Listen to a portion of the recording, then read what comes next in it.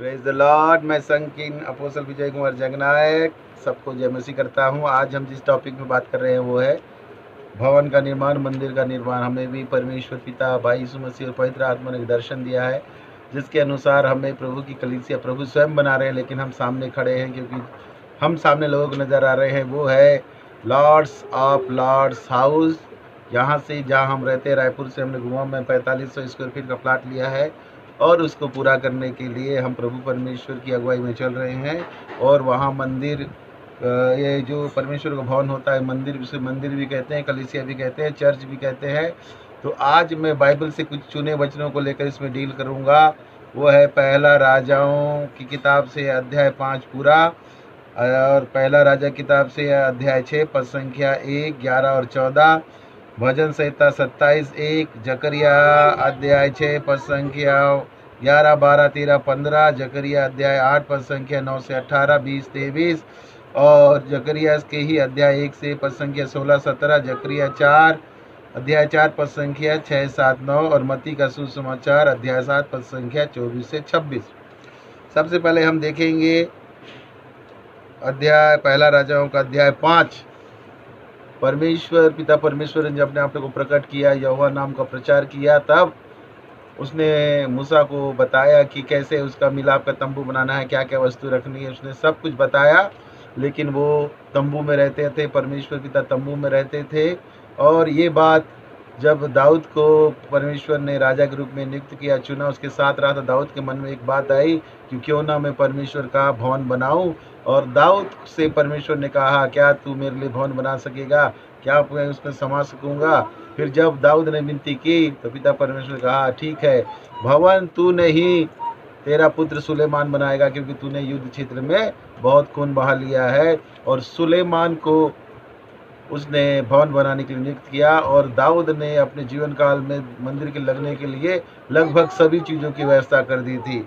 अध्याय 5 में हम पढ़ेंगे, पहला राजाओं की किताब अध्याय 5 में, सोर के राजा हिराम ने अपने दूत सुलेमान के पास भेजे, क्योंकि उसने सुना था कि वह अभिषिक्त होकर अपने पिता के स्थान पर राजा हुआ है, और दाऊद के जीवन भर हिराम उसका मित्र बना रहा।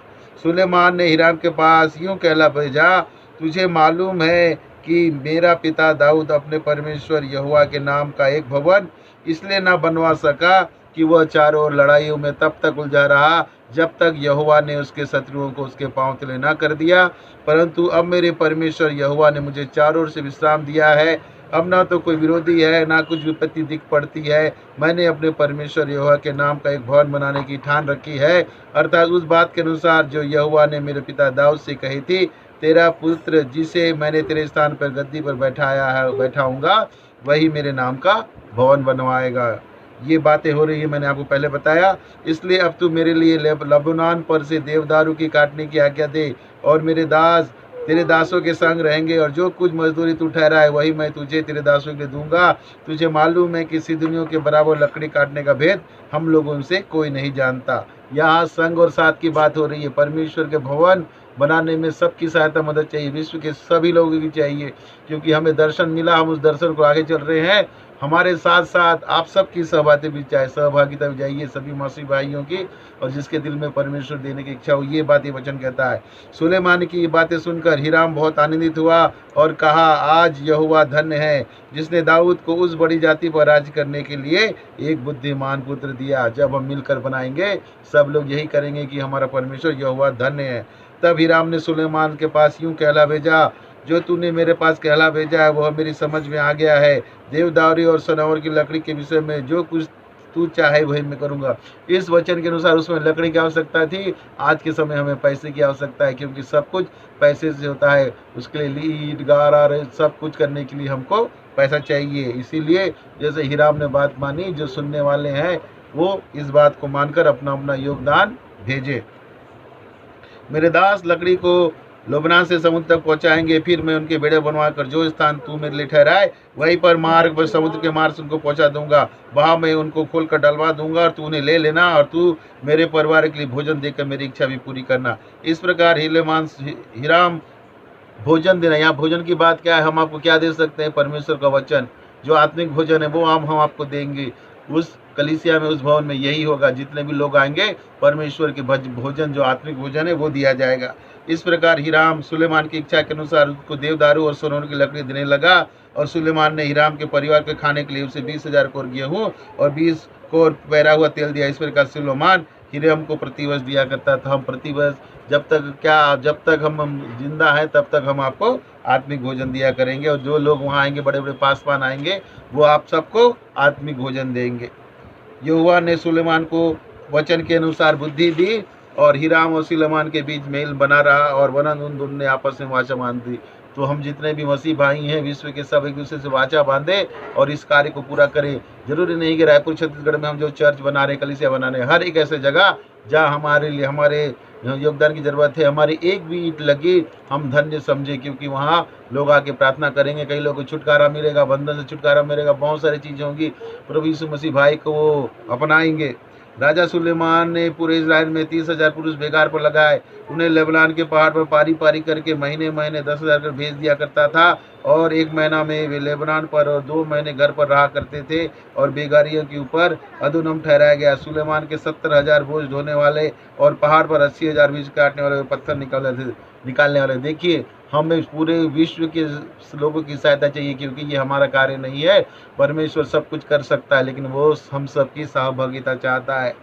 इनको छोड़ सुलेमान ने 3,300 मुखिए थे जो काम करने वाले के ऊपर थे। फिर राजा की आज्ञा से बड़े बड़े अनमोल पत्थर इसलिए खोद कर निकाले गए कि भवन की नींव गड़े हुए पत्थरों से डाली जाए। अतः सुलेमान के कारीगरों और हिराम के कारीगरों और गबलियों ने उनको गढ़ा और भवन बनाने के लिए लकड़ी और पत्थर तैयार कीजिए कि अभी जो भवन चाहिए उसके लिए हमें रॉ मटेरियल चाहिए, पैसा चाहिए, इंजीनियर चाहिए, कारीगर चाहिए। उस सब के लिए हम आपसे जो प्रभु यीशु मसीह भाई पर विश्वास करते, पिता परमेश्वर विश्वास करते, उनसे हम डोनेशन की मांग कर रहे हैं। 1 रुपया से स्टार्ट है, अगर आप दे सकते हैं दीजिए। पवित्र आत्मा जो अगुवाई करता है दीजिए।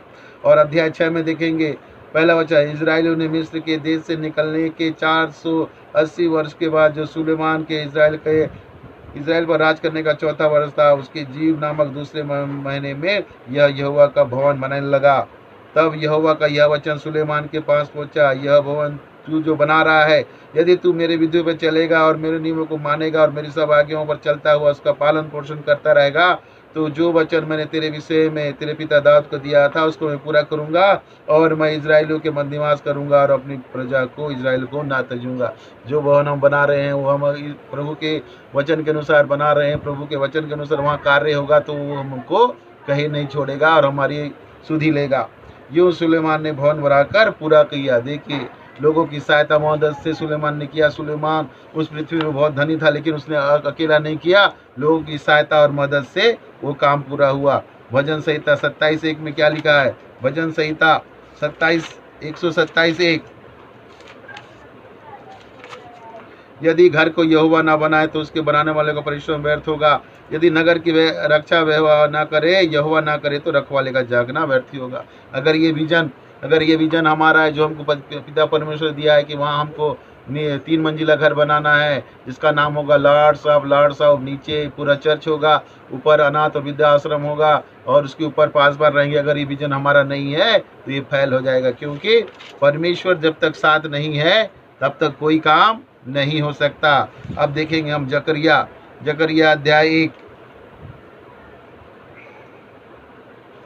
अध्याय 1 पद संख्या 16-17 में क्या हुआ? इस कारण यहोवा यो कहता है, अब मैं दया करके यरूशलेम को लौट आया हूँ, मेरा भवन उसमें बनेगा और यरूशलेम पर नापने वाले की डोरी डाली जाएगी। सेनाओं की यहोवा की यह वाणी है। फिर यह भी पुकार कर कहा कि सेनाओं का यहोवा यो कहता है, मेरे नगर फिर उत्तम उत्तम वस्तु से भर जाएंगे। यहोवा फिर सिय्योन को शांति देगा और यरूशलेम को फिर अपना ठहराएगा। देखिए, परमेश्वर यरूशलेम परमेश्वर का निवास स्थान है। यरूशलेम को तो शांति दी। जहाँ परमेश्वर को लोग रहते हैं वो परमेश्वर का भवन होता है। हम भी, हमारा शरीर उसका आत्मिक भवन है। हमारे अंदर, हमारी आत्मा के अंदर पिता परमेश्वर रहता है। अपनी आत्मा को सुधारने के साथ साथ हम परमेश्वर की भवन के लिए भी दान दे और परमेश्वर के भवन में किसी चीज़ की कमी ना हो। जकरिया अध्याय 4 पद संख्या 6, 7, 9 में क्या कहता है? तब उसने मुझे उत्तर देकर कहा, जब्रुब्बाल ने यहोवा का यह जबरवार के लिए यहोवा का यह वचन है, ना तो बल से न शक्ति से परंतु मेरे आत्मा के द्वारा होगा, मुझ सेनाओं की यहोवा का यही वचन है। देखिए, हमारी शक्ति साधने से नहीं, परमेश्वर के बल और बल्कि पवित्र आत्मा से होगा। ये कार्य जो पवित्र आत्मा से होगा, आप देखेंगे जब इसका निर्माण कार्य सब चालू होगा तो ये पवित्र आत्मा के द्वारा होगा। हम सब उसकी सहभागिता बस है। हे बड़े पहाड़ तू क्या है, जबरवाल के सामने तू मैदान हो जाएगा, और वो चोटी का पत्थर यह पुकारते हुए आएगा, उस पर अनुग्रह अनुग्रह हो। देखिए, जो परमेश्वर के वचन के अनुसार दर्शन के अनुसार हम काम करता है, उसके ऊपर अनुग्रह ही अनुग्रह होता है। जबरवाल ने अपने हाथ से इस भवन की नींव डाली और वही अपने हाथों से उसको तैयार भी करेगा। तो तू जानेगा कि सेना के यहोवा ने मुझे तुम्हारे पास भेजा है। देखिए, हम एक और सहभागिता करेंगे, हम सब जान जाएंगे कि ये परमेश्वर का काम है जो रुकने का नहीं है। अध्याय 6 में जकरिया अध्याय 6 के 11 वचन के, उनके हाथ से सोना चांदी ले और मुकुट बनाकर उन्हें यशोदा के पुत्र यहोशू महायाजक के सिर पर रख, और उससे यह सेना का यहोवा यह कहता है, उस पुरुष को देख जिसका नाम साख है, वह अपने ही स्थान में उठकर यहोवा के मंदिर को बनाएगा। यही यहोवा के मंदिर को बनाएगा और महिमा पाएगा और अपने सिंहासन में विराजमान होकर प्रभुता करेगा। उसके सिंहासन के पास एक याजक भी रहेगा और दोनों के बीच मेल की सम्मति होगी। फिर दूर दूर के लोग आकर यहोवा का मंदिर बनाने में सहायता करेंगे और तुम जानोगे कि सेनाओं के यहोवा ने मुझे तुम्हारे पास भेजा है।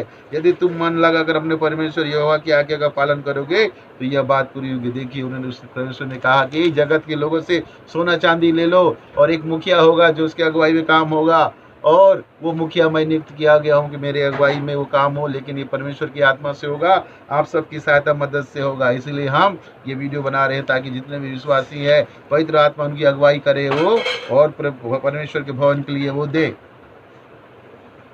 अध्याय 8 पद संख्या 9 से 18 में क्या लिखा? अध्याय 8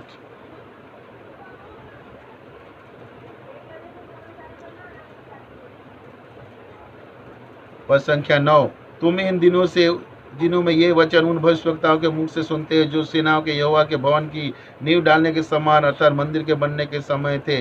उन दिनों के पहले न तो मनुष्य को मजदूरी मिलती थी, न पशु का भाड़ा, वरन सताने वाले का न तो आने वाले को चैन मिलता था न जाने वाले को, क्योंकि मैं सब मनुष्यों पे एक दूसरे पर चढ़ाई कराता था। परंतु अब मैं इस प्रजा के बच्चों से ऐसा बर्ताव न करूँगा जैसा कि पहले के दिनों में करता था। सेना की यहोवा की वाणी है, क्योंकि अब शांति के समय की उपज अर्थात दाखलता फला करेगी, पृथ्वी अपनी उपज उपजाया करेगी और आकाश से ओस गिरा करेगी, क्योंकि मैं अपनी इस प्रजा के बचे हुए को इन सब का अधिकारी कर दूंगा।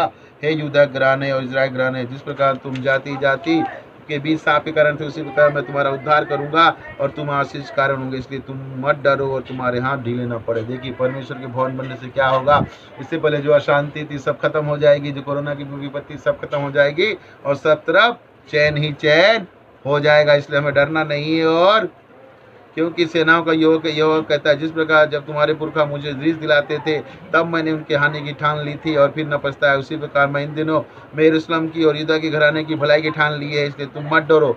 परमेश्वर ने जो हमारे पुरखाओं के साथ किया, जो पुराने लोगों के साथ किया, वो हमारे साथ नहीं करेगा। जो काम तुम्हें करना चाहिए वे ये है, एक दूसरे के साथ सत्य बोलना करना, अपनी कचौरी में सच्चाई का और मेल मिलाप और नीति का कार्य करना, और अपने अपने मन में एक दूसरे की हानि की कल्पना ना करना, झूठी शपथ से प्रीति न रखना, क्योंकि इन सब कामों से मैं घृणा करता हूँ। यहोवा की यही वाणी है। यही काम करना है, हम एक दूसरे से सत्य बोलना है, न्याय करना है, प्यार करना है, एक दूसरे झूठी शपथ नहीं खाना है।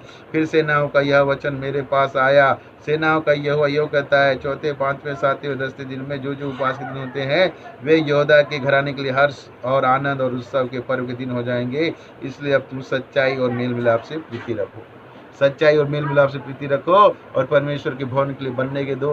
अगर एक ईंट भी आपसे लगा तो ये बहुत बड़ा ये परमेश्वर के राज में स्मरण होगा। सेनाओं का यहोवा यह कहता है, ऐसा समय आने वाला, देश देश के लोग और बहुत नगरों के रहने वाले आएंगे और एक एक नगर के रहने वाले दूसरे नगर के रहने वाले के पास जाके कहेंगे, यहोवा से विनती करने और सेनाओं को यहोवा को ढूंढने के लिए चलो, मैं तो जा रहा हूँ। बहुत से देशों के वरन सारमती जाविती के लोग यरूशलेम में सेनाओं के यहोवा को ढूंढने और यहोवा से विनती करने के लिए आएंगे। सेनाओं का यहोवा यह कहता है, उन दिनों में मैं भांति भांति की भाषा बोलने वाले सब जातियों में से 10 मनुष्य एक यहूदी पुरुष के वस्त्र को छोड़कर यह पकड़ के कहेंगे, हम तुम्हारे संग चलेंगे, क्योंकि हमने सुना है कि परमेश्वर तुम्हारे संग है। यही होगा जब हम ये दर्शन से, जब परमेश्वर का भवन बनेगा, लोग दुनिया से लोग आएंगे और कहेंगे कि हम तुम्हारे संग चलेंगे, क्योंकि ये परमेश्वर का बनाया हुआ भवन है। ये होगा साथियों, ये विश्वास करिए, दर्शन करिए। आप भी पवित्र आत्मा के पाए हुए लोग हैं, प्रार्थना करिए, आपको पता चलेगा कि जो भाई संत किंग अपोस्टल विजय कुमार जगनायक कर रहा है वो सच है, और उसमें आपको सहायता मदद करनी है। सिर्फ इस वीडियो को लाइक मत कीजिए, सब्सक्राइब लाइक शेयर करने के साथ साथ परमेश्वर के राज के लिए मुक्त हाथों से दीजिए, हर्ष से दीजिए जो आपको मन को लगता है। यूदा भी यरूशलेम से लड़ेगा और सोना चांदी वस्त्र आदि चारों ओर से और की सब जातियों की धन संपत्ति उसमें बटोर दी जाएगी। क्या लिखा है? यूदा भी यरूशलेम में लड़ेगा और सोना चांदी वस्त्र आदि चारों ओर की सब जातियों की धन संपत्ति उसमें बटोरी जाएगी। क्यों? यूदा की गोत्र के प्रभु यीशु मसीह हमारे भाई है, और हम उसके भाई, हम शेर है, और हम लड़ेंगे और इस भवन को बनाएंगे, और सोना चांदी और पैसा पूरे विश्व से आएगा।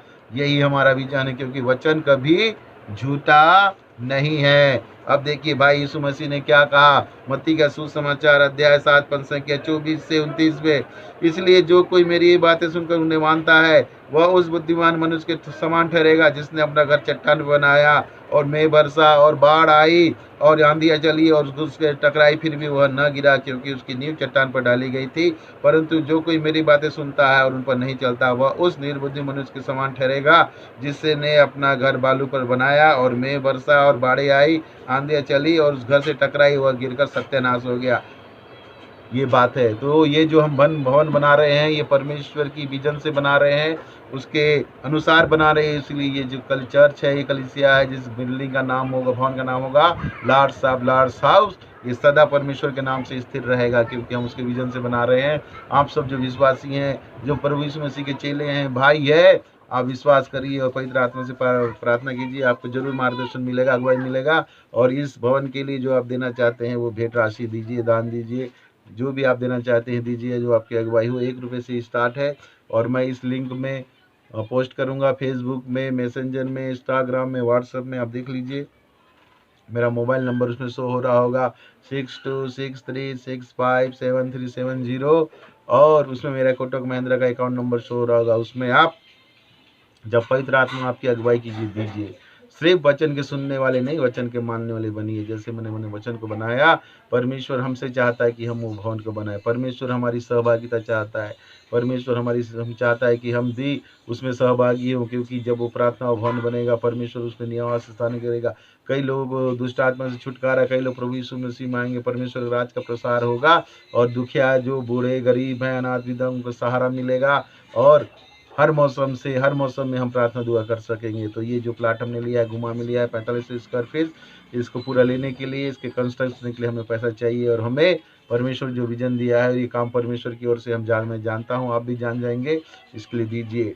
और ये इसकी ज़मीन की कीमत ही 50 लाख रुपए तक होगी पूरा रजिस्ट्री करके, और जब इसमें कंस्ट्रक्शन होगा तो कंस्ट्रक्शन पूरा 4500 स्क्वायर फीट पे होगा, तो भी करोड़ों में जाएगा। ये हमारी शक्ति और सामर्थ्य से नहीं हो रहा है, ये परमेश्वर की शक्ति और सामर्थ्य से हो रहा है।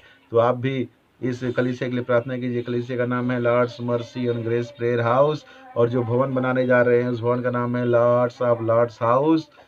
तो इस मकसद के लिए आप प्रार्थना कीजिए, और जब पवित्र आत्मा आपको अगुवाई करे, तो जो भेंट राशि है इस चर्च के भवन के बनने के लिए आप दीजिए, क्योंकि हमारा विश्वास है जो परमेश्वर का भवन बनाता है, परमेश्वर उसके भवन को बनाता है। और जो यहाँ प्रार्थना की जाएगी, जैसे सुलेमान के को परमेश्वर ने कहा था कि तुम अगर मेरी रीति होकर विधि के अनुसार चलोगे तो मैं तुम्हारी सुनूंगा और प्रार्थना को उत्तर दूंगा। यहाँ से जो भी प्रार्थना करेगा उत्तर देंगे, और सारे विश्व के लोग यहाँ पे आएंगे, ये मेरा विश्वास है, क्योंकि वचन कभी झूठा नहीं होता। इसलिए मैं आप सबसे निवेदन करूंगा कि परमेश्वर के राज के लिए दीजिए। सिर्फ लाइक करने वाले, शेयर करने वाले, सब्सक्राइब करने वाले नहीं, परमेश्वर के राज में दीजिए, क्योंकि सिर्फ वचन को सुनने वाले नहीं, वचन के करने वाली बनो। क्योंकि परमेश्वर मेरे भाई यीशु मसीह, हम सबका भाई यीशु मसीह ने कहा, जब पहाड़ी उपदेश देने के बाद भीड़ थक गई तो उन्होंने कहा कि तुम्हारे पास क्या है, तो 2 रोटी और 5 मछली लाए, और परमेश्वर ने, भाई यीशु मसीह ने उस पर प्रार्थना की और वो बहुगुणित हो गया। इसलिए परमेश्वर पहले हमसे पूछता है कि तुम्हारे पास क्या है, फिर वो लोगों के मन को उभारता है और सब कुछ मिलता है। तो ज़्यादा नहीं बोलकर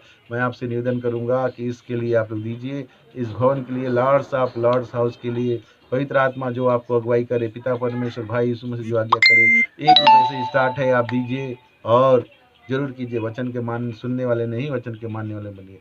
मैं सन किंग अपोस्टल विजय कुमार जगनायक, रायपुर छत्तीसगढ़ से आप सबको जय मसीह प्रेज दान करता हूँ। जरूर दीजिए, डोनेट कीजिए।